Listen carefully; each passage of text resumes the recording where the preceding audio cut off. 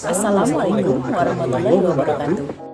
Hai teman-teman, perkenalkan, kami peserta Laser CPNS golongan 2 angkatan 11 Pemerintah Provinsi Kalimantan Selatan tahun 2021 kelompok 4. Nama saya Ernanti Hari. Nama saya Yuli Syawaliati. Dan nama saya Gina Rahmatika. Nama saya Andri Rismawan. Nama saya Muhammad Dedi Rizaldi.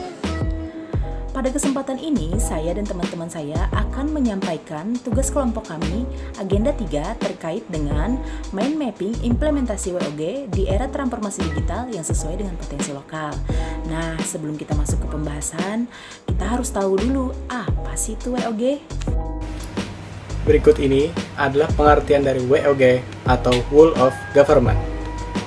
Whole of Government merupakan sebuah pendekatan penyelenggaraan pemerintah yang menyatukan upaya-upaya kolaboratif pemerintah dan keseluruhan sektor dalam ruang lingkup yang lebih luas guna mencapai tujuan pembangunan kebijakan, manajemen program, dan pelayanan publik.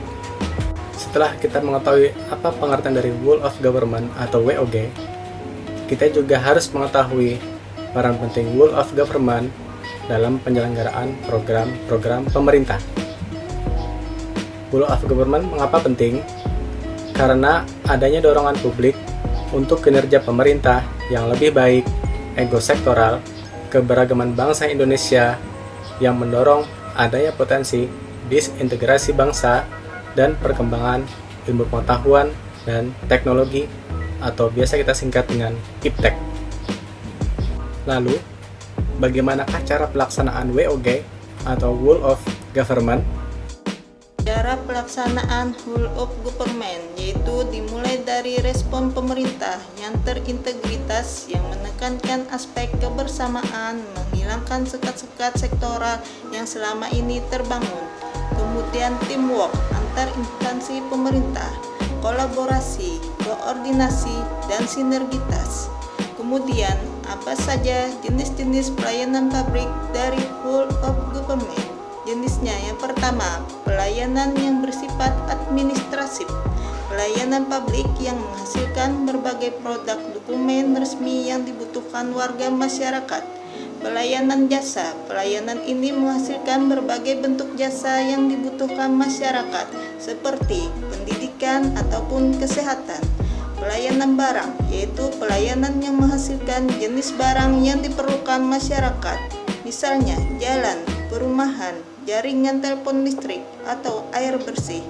Pelayanan regulatif, pelayanan yang melalui penegakan hukuman dan peraturan perundang-undangan maupun kebijakan publik. Setelah kita juga perlu tahu apa saja tantangan praktik dari Whole of Government. Tantangan praktek WOG. Tantangan yang akan dihadapi dalam penerapan WOG antara lain adalah kapasitas SDM dan institusi, kepemimpinan, serta nilai budaya dan organisasi. Lantas, bagaimanakah pola pelayanan publik di dalam WOG? Pola pelayanan publik. Pola pelayanan publik terdiri dari pola pelayanan teknis fungsional, pola pelayanan satu atap, pola pelayanan satu pintu, pola pelayanan terpusat, dan pola pelayanan elektronik. Yang pertama ialah pola pelayanan teknis fungsional. Pada pola ini, pelayanan yang dilakukan adalah pelayanan sektoral. WOG dapat dilakukan apabila pelayanan publik ini memiliki karakter yang sama atau keterikatan antar satu sektor lainnya. Yang kedua adalah pelayanan satu atap. Pada pola ini dapat dilakukan secara terpadu, yaitu pada satu instansi, dan pola ini memudahkan masyarakat pengguna izin untuk mengurus permohonan izinnya, walaupun belum mengurangi jumlah rantai birokrasi izinnya. Yang ketiga ialah pola pelayanan satu pintu. Pada pola ini merupakan salah satu bentuk kelembagaan WOG yang lebih utuh, di mana pelayanan publik disatukan dalam satu unit pelayanan saja, dan rantai izin sudah dipangkas menjadi satu saja. Yang keempat adalah pola pelayanan terpusat. Pola ini mirip dengan pelayanan satu atap dan satu pintu, hanya saja perbedaannya tergantung pada sejauh mana kewenangan koordinasi yang diberikan kepada koordinator. Yang kelima adalah pola pelayanan elektronik. Pola ini yang paling maju karena telah menggunakan teknologi informasi dan komunikasi. Implementasi Whole of Government pada pemerintah Provinsi Kalimantan Selatan terdiri dari yang pertama, sistem pelayanan satu pintu terpadu, mengordinasi pelaksanaan urusan pemerintah dan pelayanan perizinan yang menjadi kewenangan daerah, dan tugas pembantuan di bidang penanaman modal dan pelayanan terpadu satu pintu bisa diakses secara online. Yang kedua, ada pendaftaran NPWP secara online dan pendaftaran BPJS secara online dengan menggunakan sistem aplikasi JKN Mobile. Selanjutnya, ada aplikasi Lapor.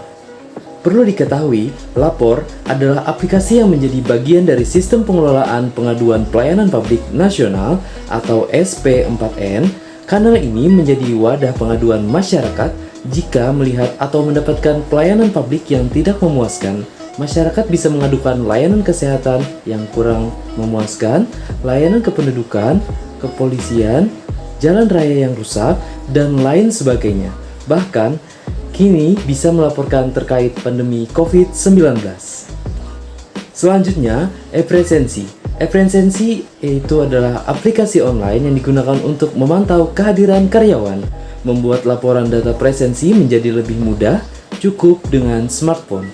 Memberikan hasil yang lebih akurat tanpa menggunakan fingerprint sehingga lebih hemat dan bermanfaat, apalagi di masa pandemi COVID-19 sekarang.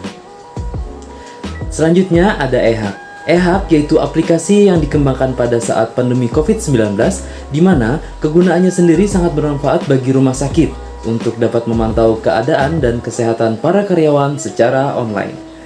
Selanjutnya, aplikasi SIM-RS. Manfaat dari sisi pelayanan yang akan dirasakan rumah sakit ketika menggunakan SIM-RS adalah dapat menghemat biaya dengan paperless system, rekam medik yang terintegrasi dan dijamin kerahasiaannya. Proses administrasi yang dapat, cepat, dan sederhana, dan adanya multi tarif sesuai dengan skema kelompok pasien. Selain itu, memberikan kemudahan bagi pasien untuk mengetahui ketersediaan kamar rawat inap, memberikan kemudahan bagi pasien untuk mengontrol biaya secara real time, dan masyarakat luas dapat mengakses informasi secara mudah melalui SMS, website, dan juga media informasi lainnya. Bagaimana teman-teman? Sudah tahu kan apa itu Whole of Government dan implementasinya? Sekian pemaparan dari kami. Sampai jumpa lagi di pemaparan-pemaparan selanjutnya. Assalamualaikum warahmatullahi wabarakatuh.